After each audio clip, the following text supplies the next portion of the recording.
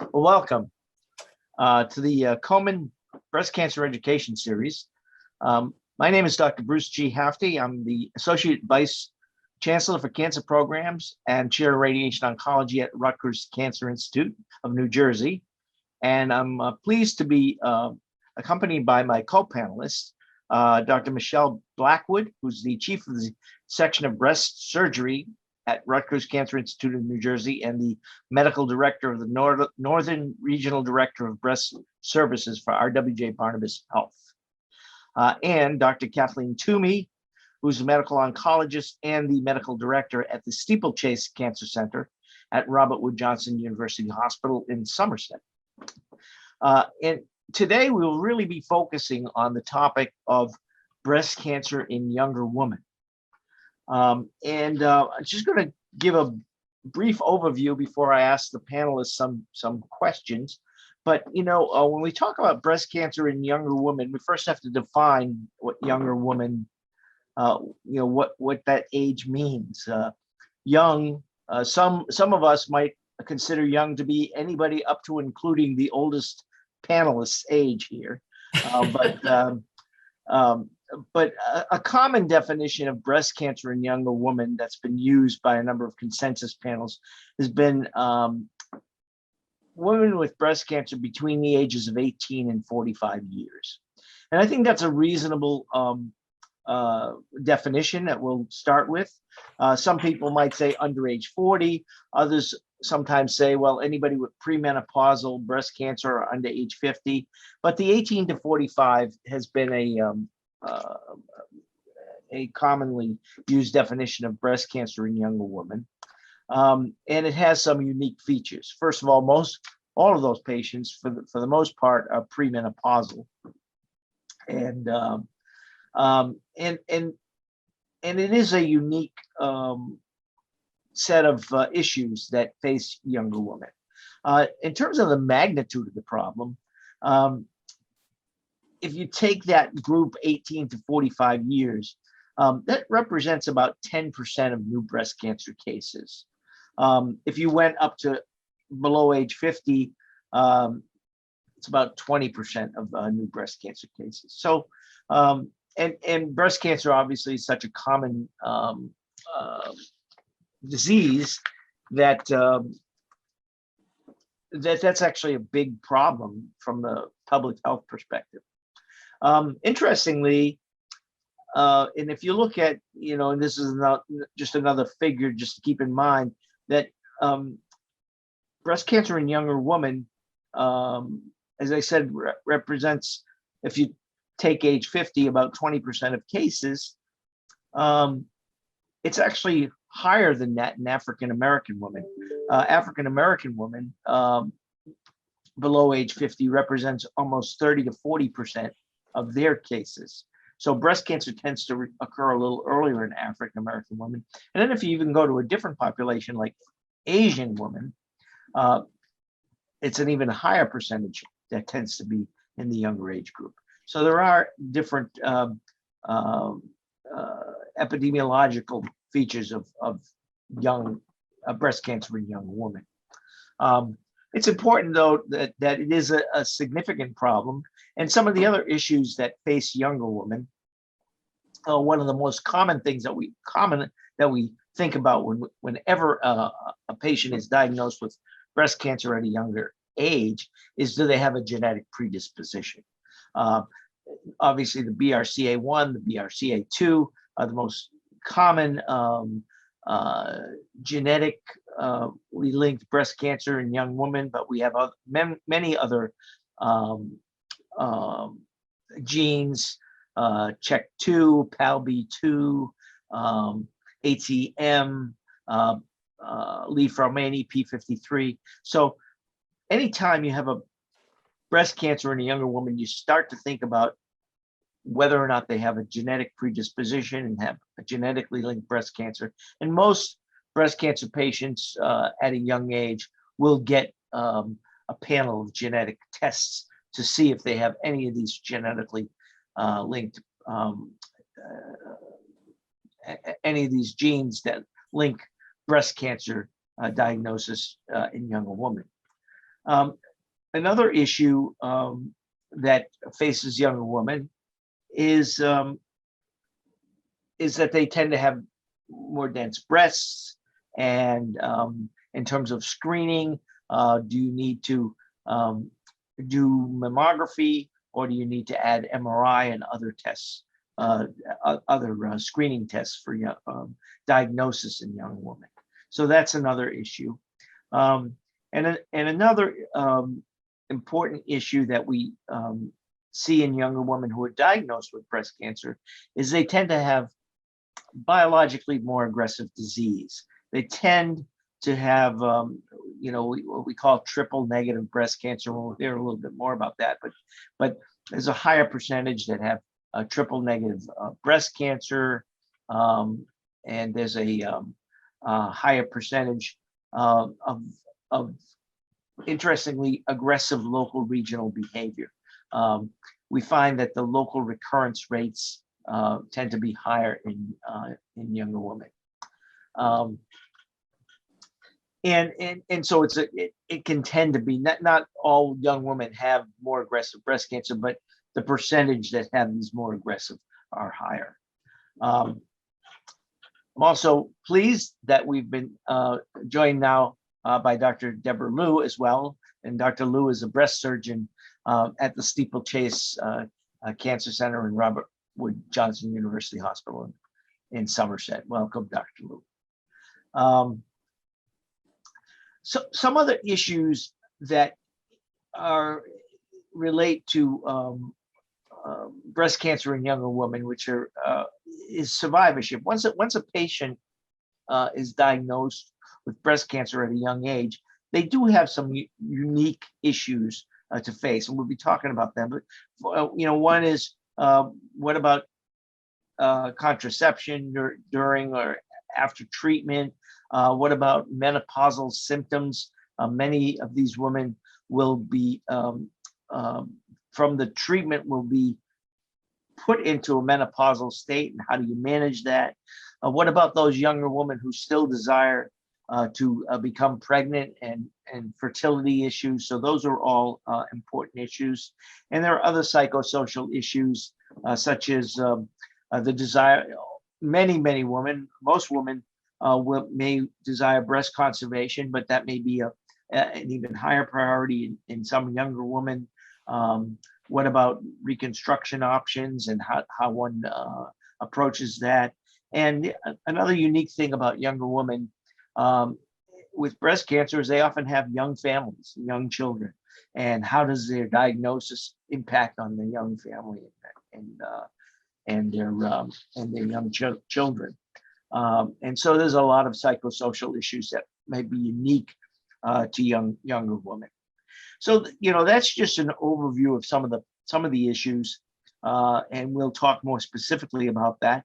But I'm going to start with some questions directed to our panelists, and I'll start with a question to Dr. Toomey, where we mentioned this briefly. But what about screening for women who are young, say under 40, and what is a recommendation for screening in women who have a family history of breast cancer, or a family history of genetically predisposed breast cancer, and how do we screen those women? What are our recommendations?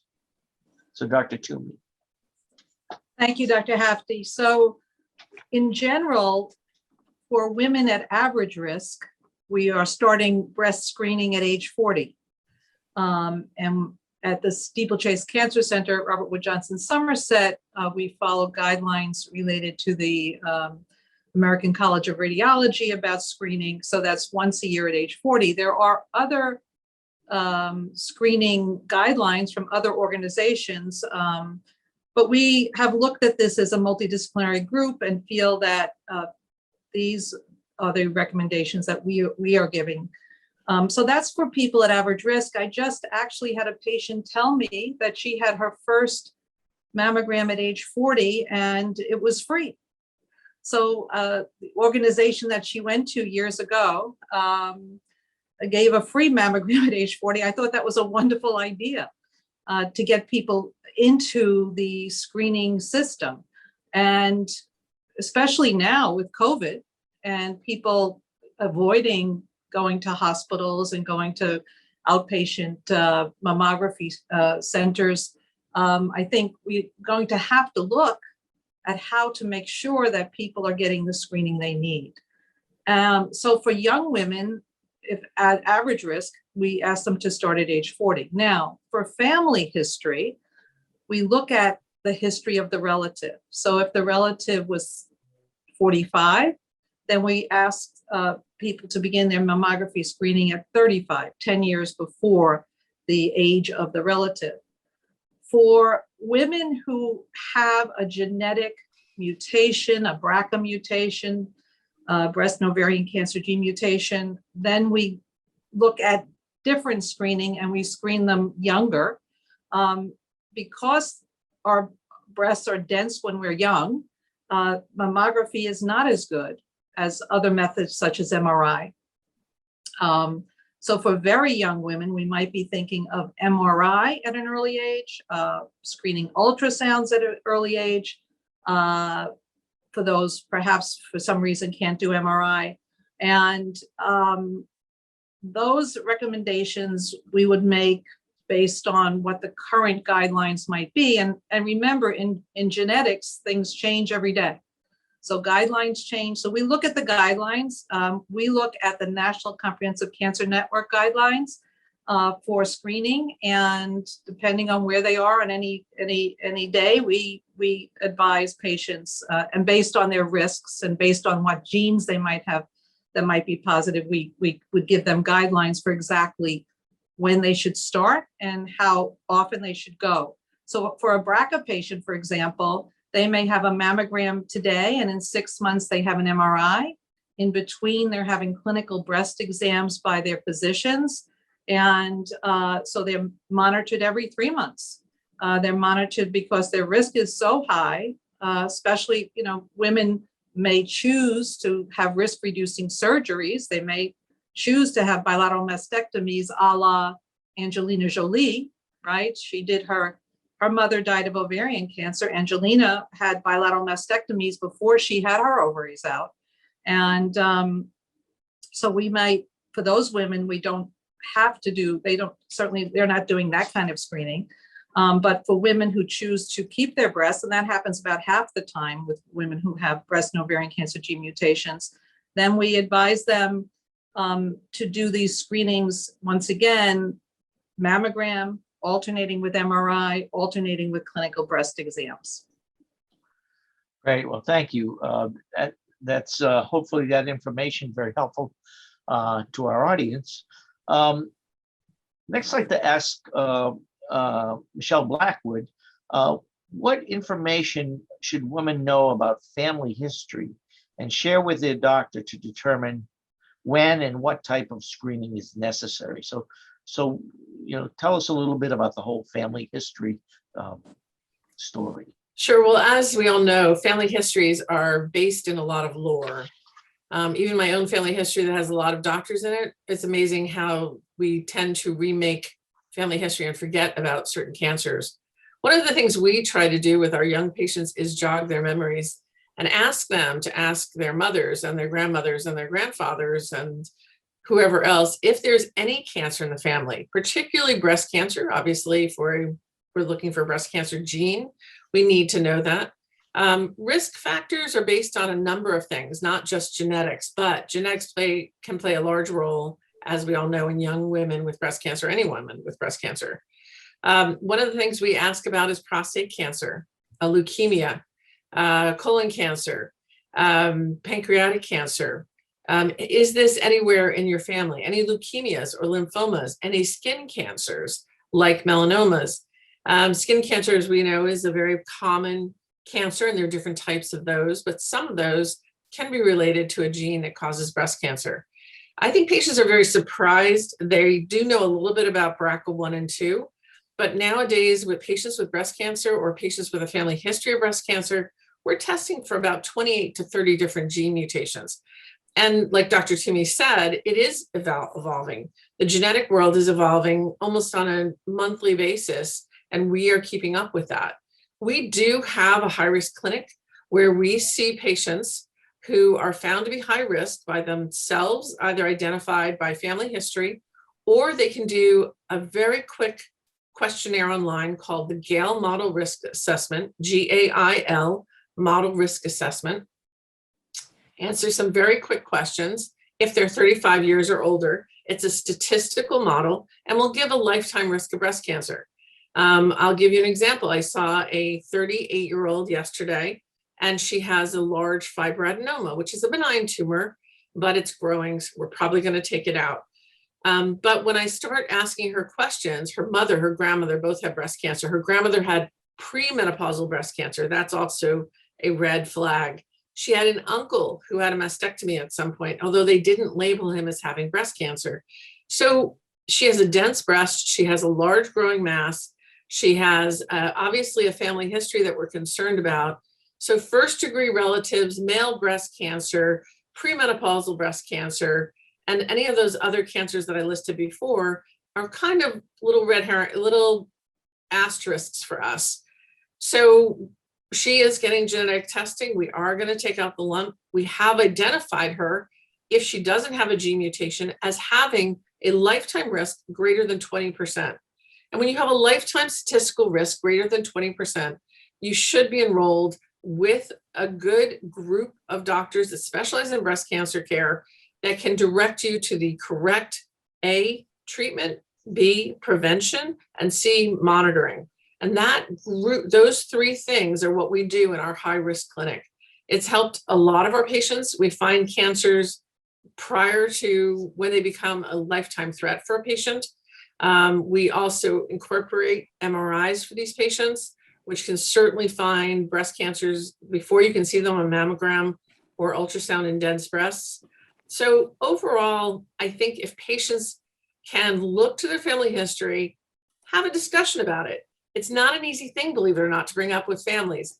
I've had patients come in who didn't know their own sister or mother had tested positive for a BRCA mutation.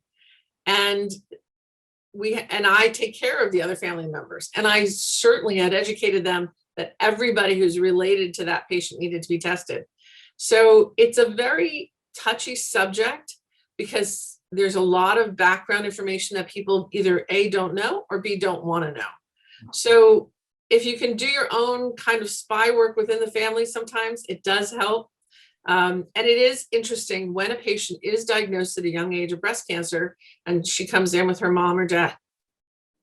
It is very interesting. All of a sudden, the number of breast cancer patients in the family. Oh yeah, Aunt Rose had it. Oh yeah, your grandfather had something taken out of his breast years ago. Oh, I forgot to tell you. And it is a very important part of the conversation. I used to tell patients that when they get together for the holidays, any holiday, it's not a bad idea to ask the older generation what they remember about the healthcare of their family members. It is amazing what can come out. And I think it can be life-saving, as we all know, if we know to look for these mutations ahead of time. You cannot look at someone and know if they have a gene mutation for cancer. So there's only one way to do it, and that's either through blood or saliva. It's an easy test. There are some ones over the counter now that patients can do on their own. So I think if we know our risk for breast cancer, we can certainly face it in a much more cohesive manner and prevent life-killing cancers. Thank you, Michelle. Next, I'd like to direct a question to Dr. Deborah Liu. Dr. Liu, what should be considered when determining a treatment plan when breast cancer is diagnosed in a young woman? Well, certainly in 2021, with more and more young breast cancer survivors, certainly the issues related to quality of life are significantly more important for these women. These women are primarily premenopausal, and you could argue that they are in the prime of their life with respect to launching their careers, having children, and maintaining their intimate relationships. So discussions about fertility add an extra layer of conversation that needs to be had with this population of women. I think it's really important for breast cancer providers to recognize that for many of these younger patients, fear of breast cancer recurrence is often a barrier to fertility discussions and fertility preservation, despite data showing that pregnancy does not worsen the prognosis of breast cancer survivors. So many women have not completed their childbearing at the time of their breast cancer diagnosis. And also, there's this phenomenon out there that we're seeing in society where women are purposely delaying their childbearing for professional, educational, and other personal reasons. So certainly an unintended diagnosis of breast cancer often throws a younger breast cancer patient off kilter and puts them in a situation where they're facing fertility issues that they had not planned for. Also, as Dr. Toomey might be able to expand on, some of our treatments for breast cancer may render many women infertile.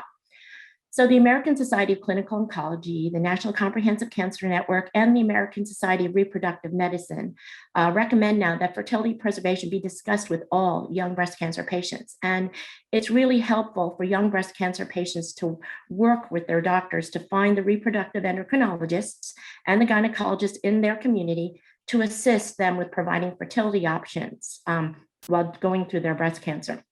It's important for patients to know that there have been significant improvements in assisted reproductive technology, abbreviated as ART or ART for short, and other fertility preserving techniques.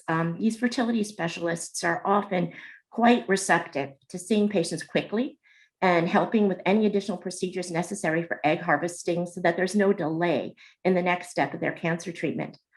Also, there's this interest in the POEMS group. POEMS is an acronym that stands for Preventing Early Menopause.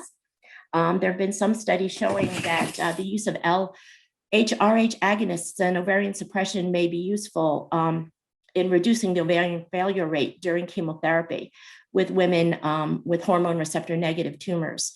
This translates into more younger women being able to deliver a healthy baby after their treatment.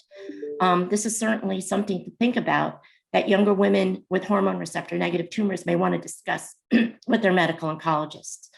So with regard to fertility, younger women undergoing breast cancer treatment should think about interventions that may preserve their ovarian function, the opportunity for egg harvesting, the discussion about egg freezing versus embryo freezing if they have a partner, if they don't have a partner. There's even ovarian tissue cryopreservation as a potential option for some women these days.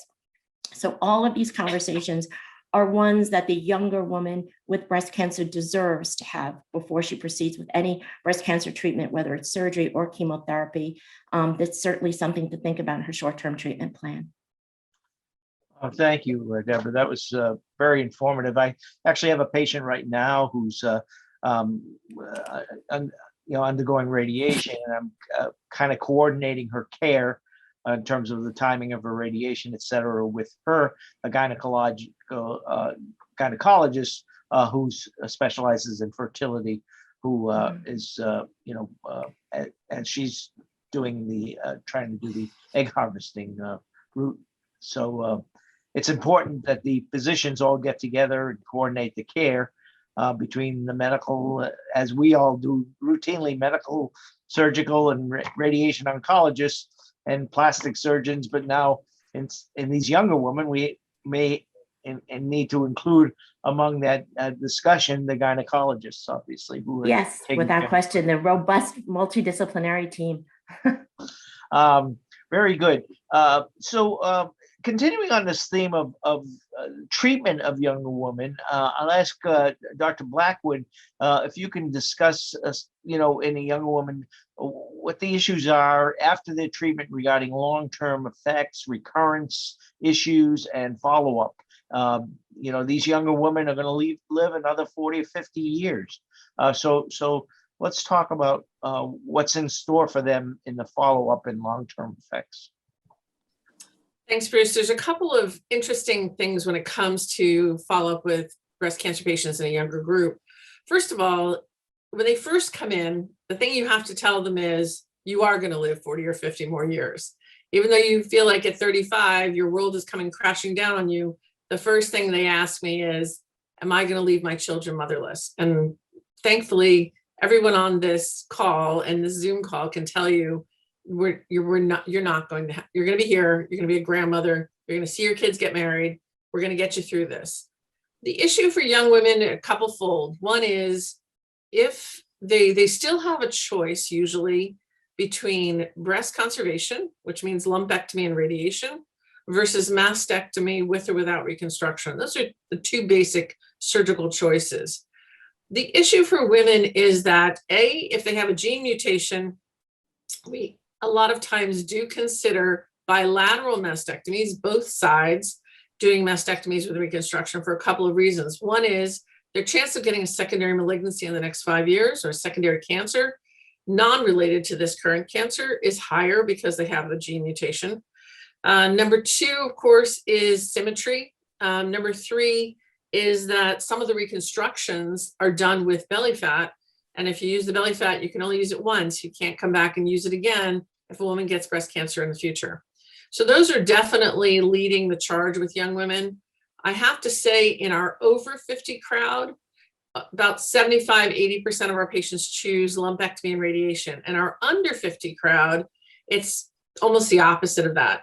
Many of them choose bilateral mastectomy, a couple of reasons. One is many times, as Dr. Toomey alluded to, the mammograms don't necessarily show the cancer.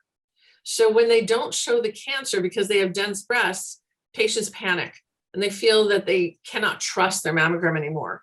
We do use other modalities like ultrasound and MRI to help us elucidate and find other cancers, or how large the cancer is, or the structure of the cancer.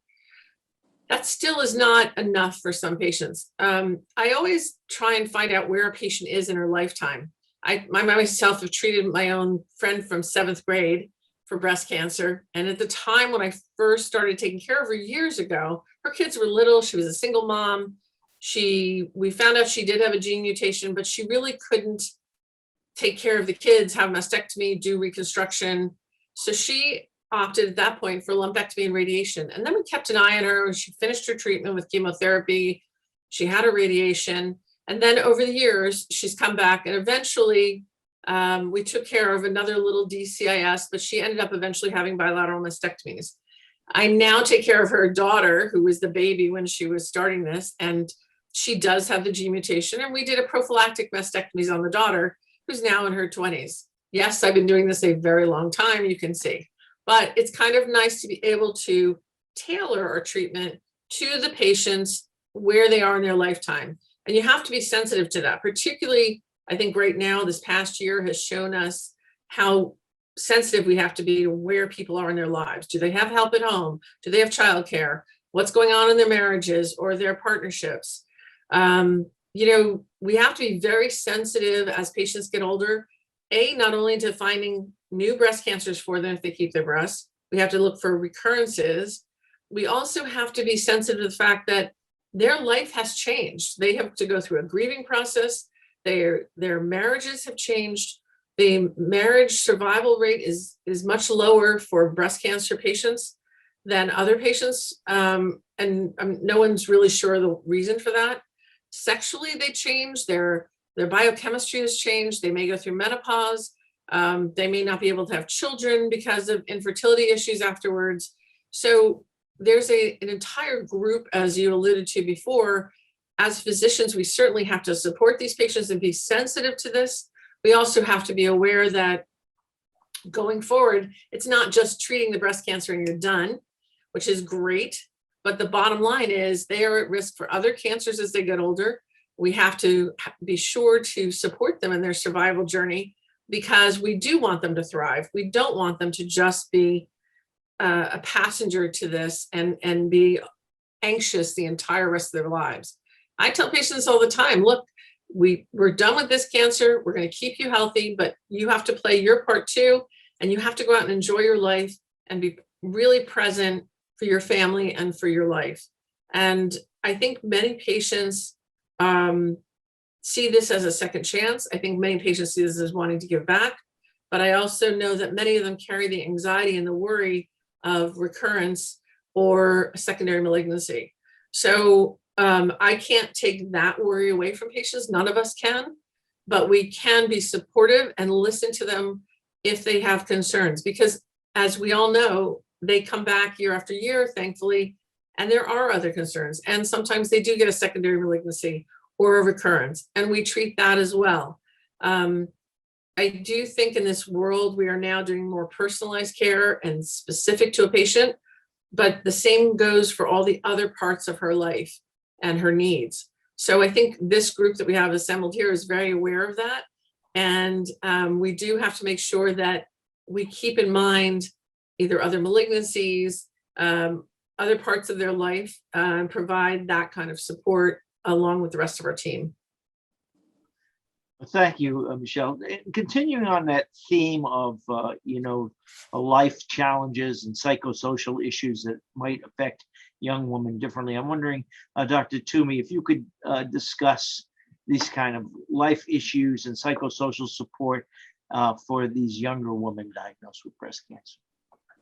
So usually the younger woman is the caretaker. So she's taking care of the family.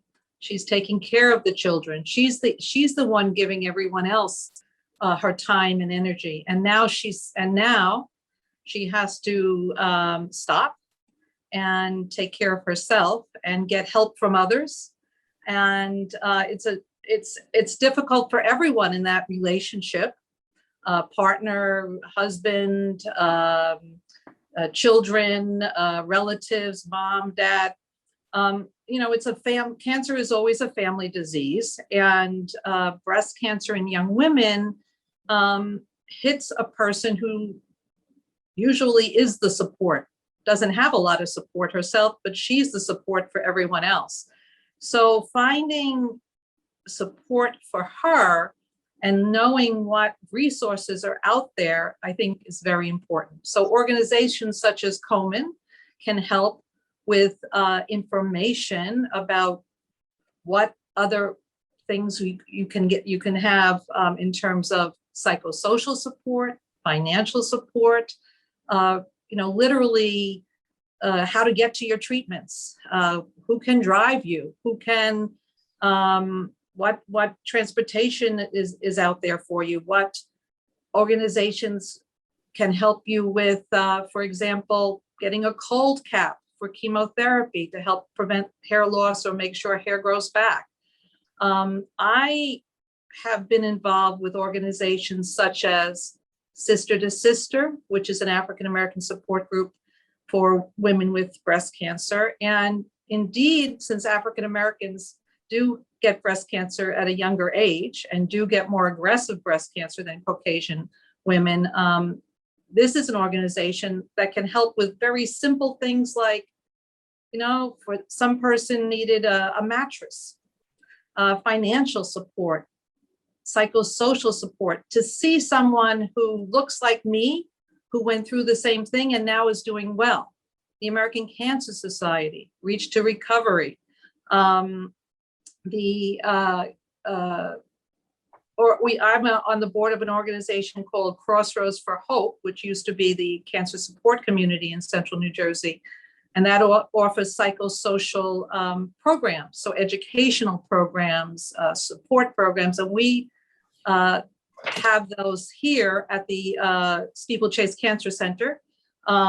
We have a group of young women with breast cancer. So we have a specific group for young women with breast cancer, and facilitation of their needs by our breast cancer navigator. So we have Kim here, who helps them get the things that they need, looks to local organizations, Dance for the Cure. I saw a patient of mine yesterday, and the navigator was here with me, and she had a large copay for her medications, and looking at Dance for the Cure and what they could give as a financial help, a one-time financial help. I think it was up to $2,500.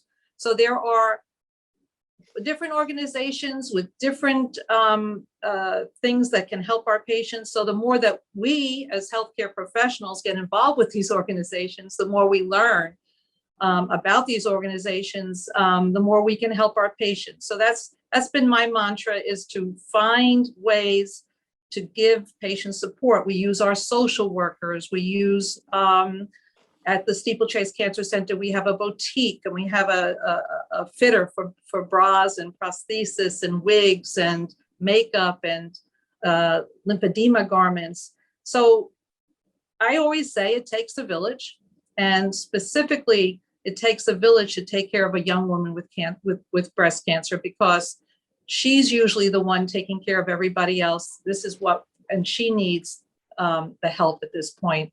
To be young and faced with breast cancer and having to worry indeed about your own survival, but to worry about your children and will you be around to see them grow up? I think, just the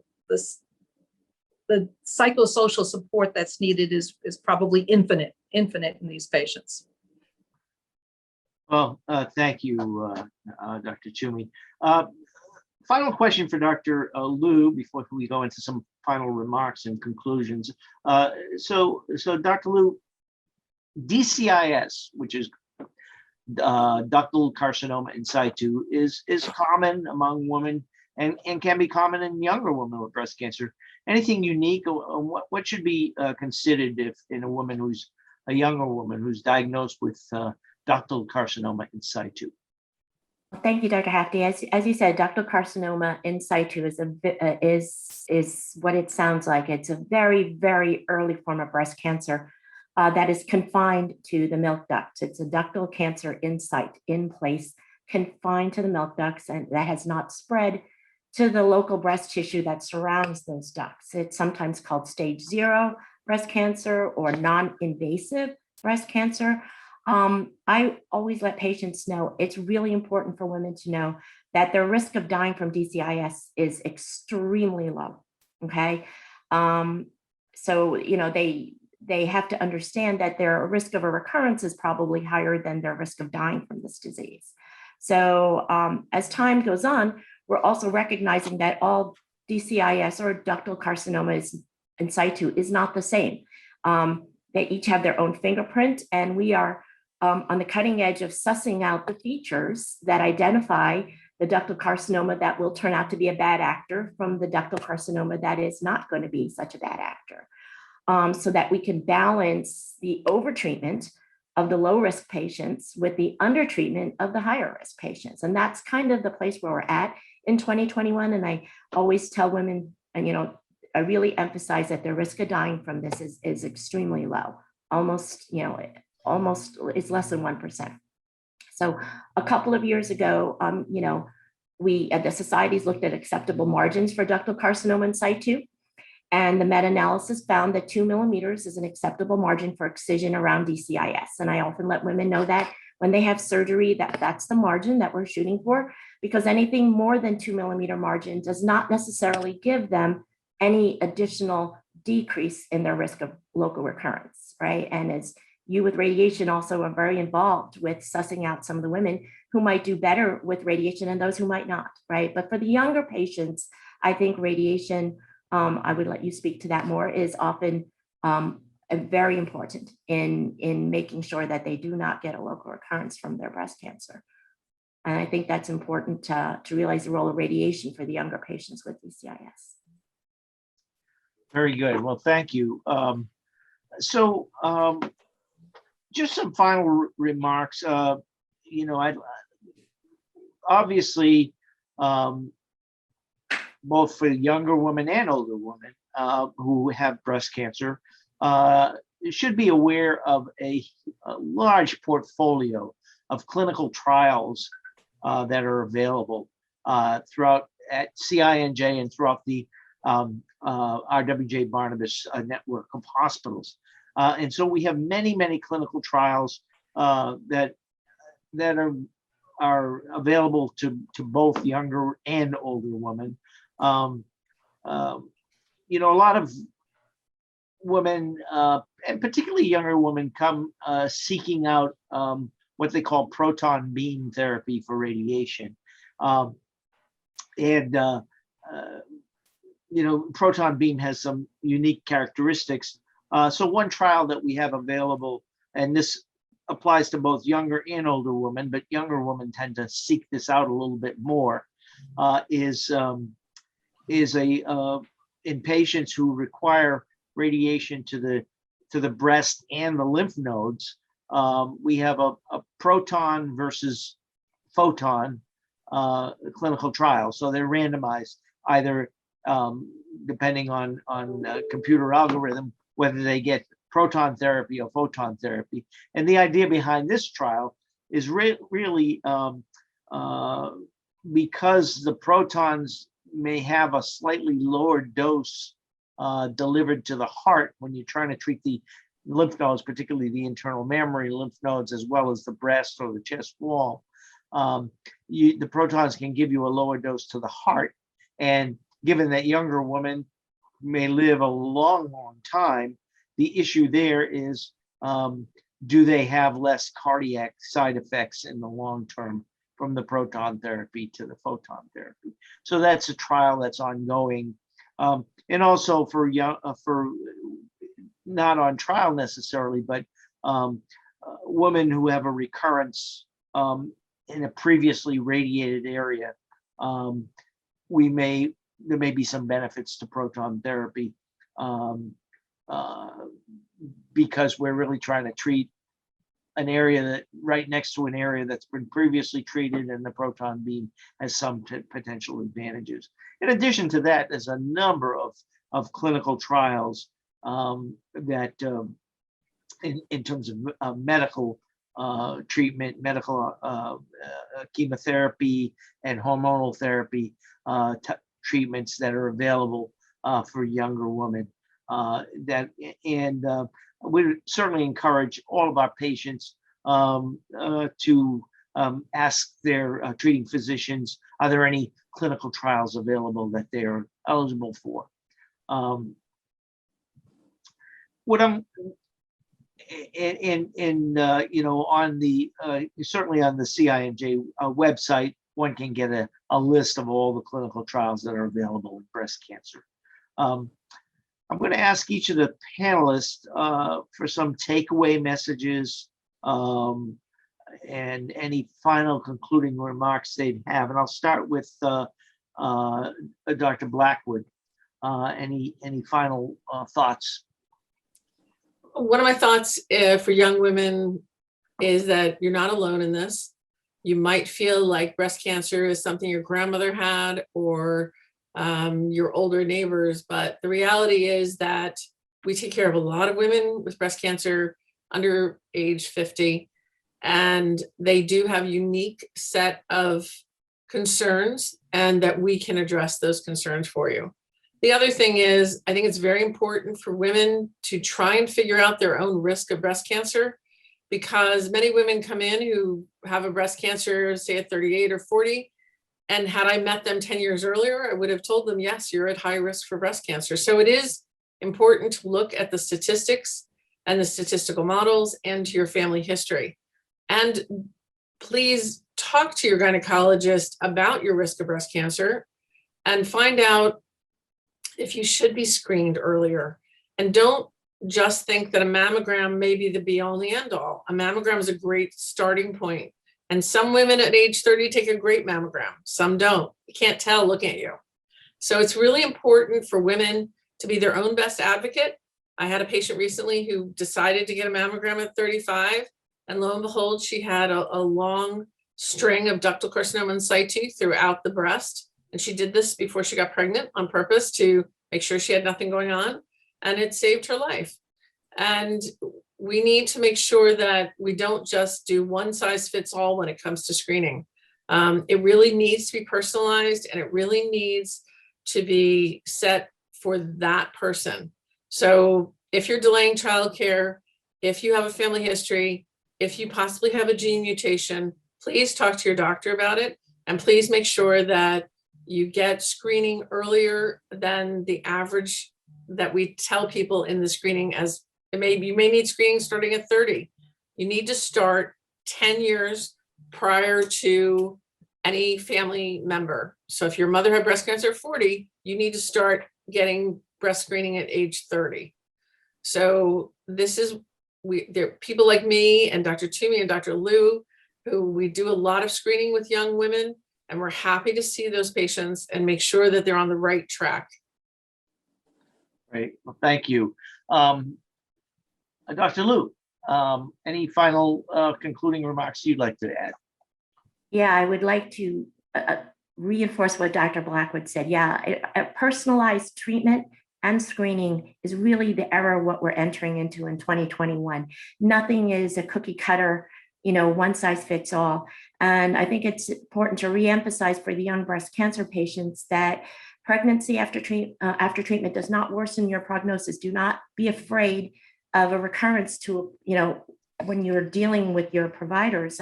Do not be afraid. Our robust team of doctors is on your side. We are here for you. We are here to help you not just go through the treatment, but as Dr. Blackwood said, thrive and survive afterwards. So, we recognize that younger breast cancer patients might face slightly different challenges than the postmenopausal women with breast cancer, and we are here for you from a psychosocial, from a complete standpoint. And we do have that wonderful village, as Dr. Toomey likes to talk about. We have a very robust village, and we are here to help you through whatever you need. Great. And the final word and concluding remarks from Dr. Toomey. So yes, as Dr. Blackwood and Dr. Liu have said, and I think anyone watching this program is already proactive. Be proactive. Continue to ask questions. Continue to be educated. Look to the advocacy organizations for education and support, and ask questions. Be the patient who comes in with a page full of questions. Be the patient who looks to clinical trials. Be the patient who advocates for themselves. Once again, those organizations such as Komen help in keeping us all up to date, keeping us all knowing what the latest and greatest can be. And clinical research, if we're going to cure cancer 100%, we got to keep doing the research. So thank you to Komen for doing this kind of program, and keep asking questions. Great. Well, thank you all very much. On behalf of the panelists, I thank you. I hope you've enjoyed the conference and have have taken home some messages that will help you. And we look forward to seeing you in the future. Thanks, everyone. Thanks, Bruce.